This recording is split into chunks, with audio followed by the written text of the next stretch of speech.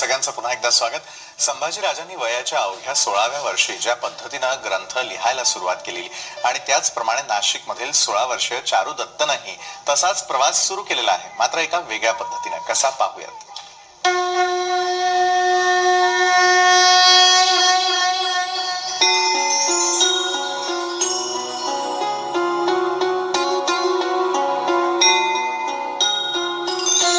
एक घर जिथे अभंग राहतात, एक घर जिथे वेद सर्वत्र दिसतात, एक घर जिथे ज्ञानोबा तुकोबांच्या ओव्या राहतात, एक घर जिथे अभंगांच्या भिंती आहेत, एक घर जिथे ओव्यांचं छत आहे.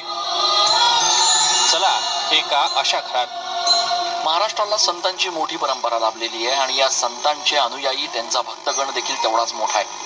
मात्र नाशिकमध्ये आज आपण अशा एका भक्ताला भेटणार आहोत की ज्याचं संपूर्ण कार्य आणि ज्याची दिनचर्या ही अत्यंत आश्चर्यकारक आणि चमत्कारिक आहे. कोण आहे हा भक्त आणि नक्की त्यानं या सगळ्या भक्तीपायी काय केलंय आपल्या घरामध्ये, बघूयात या खास रिपोर्टमध्ये. नाशिकमध्ये राहणाऱ्या थोरात कुटुंबाचं हे घर. या घराच्या भिंती, दरवाजे, स्वयंपाकघर, बेडरूम हे वेदांनी आणि मंत्रांनी भरून गेलंय. या घरात राहणारा 16 वर्षांचा चारू दत्त याला एक दैवी चमत्कारच म्हणावा लागेल. वयाच्या 10व्या वर्षांपासून तो फक्त लिहितो आणि लिहितोच आहे. असंख्य अवघड आणि सर्वसामान्यांच्या समजण्या पलीकडचे श्लोक, संतांची वचनं, ओव्या, अभंग, धर्मग्रंथ.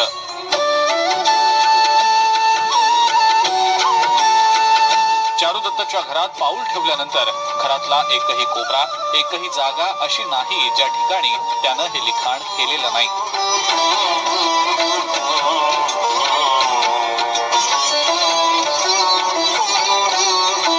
नाशिकमध्ये राहणाऱ्या आणि इयत्ता 10वी इतक्यात पास झालेल्या चारुदत्त थोरात याच्या घरात आपण प्रवेश केल्यानंतर जो काही नजारा आणि जे काही दृश्य आपल्याला बघायला मिळतं ते निव्वळ चमत्कारिक असंच म्हणावं लागेल. चारुदत्त खरं तर 10वी आता पास झालेला आहे आणि त्यांनी 11वी मध्ये प्रवेश घेतलेला आहे. मात्र त्यांचं संपूर्ण घर हे जणू एखाद्या वेदाचं भांडारच झालंय, असं परिस्थिती आणि असं चित्र या घरामध्ये आल्यानंतर बघायला मिळतं. घरांच्या भिंतीवर, पंख्यावर, घड्याळावर, स्वयंपाकघरातल्या ओट्यावर, भांड्यांवर, कपाटावर, खिडक्यांवर जिथे जिथे म्हणून जागा दिसेल तिथे 16 वर्षांच्या या चारू दत्तनं मोठ्या साधू महंतांना देखील जमणार नाही असे ज्ञानेश्वरीतले पाठ लिहून ठेवले आहेत. लहानपणापासूनच चारू दत्त हुशार आणि इतरांपेक्षा वेगळा आहे. मित्र होते, मात्र त्याचं मन हे वेगळीकडेच होतं. त्याला लहानपणापासूनच अभंग, कीर्तन, देवासंतांच्या गोष्टी ऐकायला आवडत असत.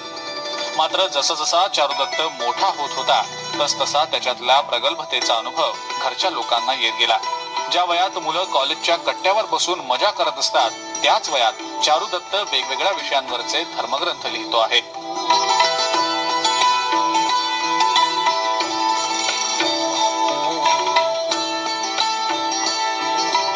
मानवी जीवनाचा प्रवास, त्याचा अंत, मोक्ष याबाबतचं त्याचं विश्लेषण ऐकून भल्या भल्यांना थक्क व्हायला होतं. एवढ्या लहान वयात त्याला हे अगाध ज्ञान कसं प्राप्त झालं याचं कोडं न सुटणार असल्याचं त्याचे आई वडील देखील सांगतात.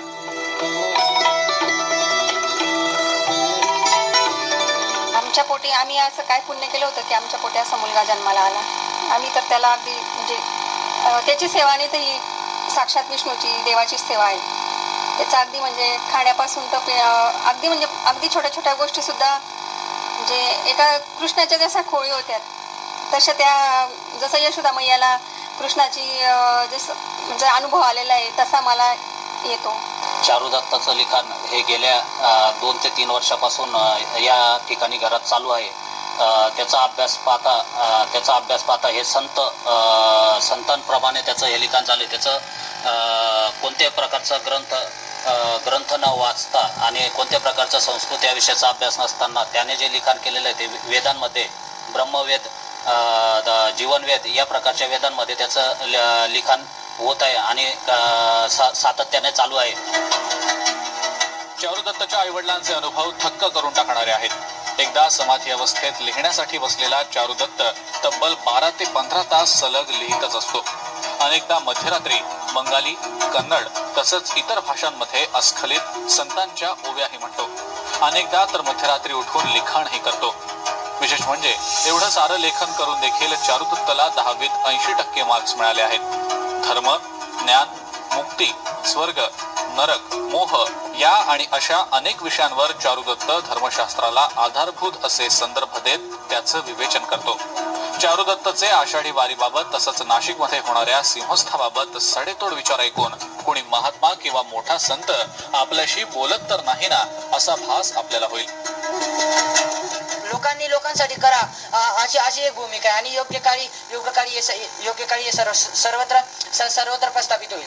आता आपण आज समाजात पाहतो, समाजात संगत बिघडते, समाजात लोक वाईट मार्गाने जातात. का? कारण की याला मूळ ज्ञान नाही, संस्कार नसतील तर काही नसेल. विज्ञान आहे परंतु विज्ञानामध्ये अज्ञानता नाही पाहिजे. विज्ञान असेल परंतु त्यामध्ये संस्कार ही सर्वात मोठी बाब आहे. गेल्या काही दिवसांपासून चारुदत्तची ही प्रगल्भता पाहून घरचेच नाही तर परिसरातले लोकही थक्क झालेत. चारुदत्तच्या या वर्तनाबाबत वेदशास्त्राच्या अभ्यासकांना हे एक वेगळंच रसायन असल्याचं वाटतंय. नाशिकचे प्रसिद्ध वेदाभ्यासक आणि धर्माला शास्त्राची जोड देण्यात ख्याती असलेले विश्वासराव साक्रीकर यांनी या सगळ्याचं विश्लेषण केलंय. हे जो तो मुलगा लिहितो आहे हे मनाने लिहित नाहीये, हा कॉन्शियस कॉस्मिकने लिहितो आहे. कारण तो जे अभंग लिहितो, जे काय त्याला सुचतं, ब्रह्मांडाच्या विविध यंत्र लिहितो, आकृत्या काढतो, हे सगळंच्या सगळं कॉस्मिक कॉन्शियसशी संबंधित असलेली गोष्ट आहे. आणि कॉस्मिक कॉन्शियस जो आहे हा प्रकाशाच्या वेगाने कुठेही जाऊ शकतो असं आपण म्हणू शकू. मन जर जाऊ शकतं तर कॉन्शियस, सबकॉन्शियस आणि कॉस्मिक कॉन्शियस अतिवेगाने कुठेही जाऊ शकतो. अवघ्या 16 वर्षांच्या चारुदत्त थोरातनं आतापर्यंत लोकांना चकित करणारे ग्रंथ लिहून काढले आहेत. बरं, त्याचा लिहिण्याचा वेग बघून तो विचार कधी करतो, पाठांतर कधी करतो आणि लिहितो कधी असा विचार पाहणाऱ्यालाही पडावा. चारुदत्तनं आतापर्यंत सकलामृत ग्रंथ, सुमनामृत ग्रंथ, अशोकामृत ग्रंथ, जीवनवेद ग्रंथ, व्यथा ग्रंथ, चिंतन ग्रंथ, ब्रह्मवेद ग्रंथ, दत्तात्रय ग्रंथ आदी ग्रंथ लिहून काढले आहेत. तर सद्गुरु चक्र, शतसुख चक्र, अज्ञानम चक्र, तुलाश्रम चक्र, कर्मयोग चक्र अशा चक्रांची निर्मिती केली आहे. त्यामुळे चारुदत्तच्या या सगळ्या गोष्टींना चमत्कार म्हणावा का असा प्रश्न पडल्याशिवाय राहत नाही.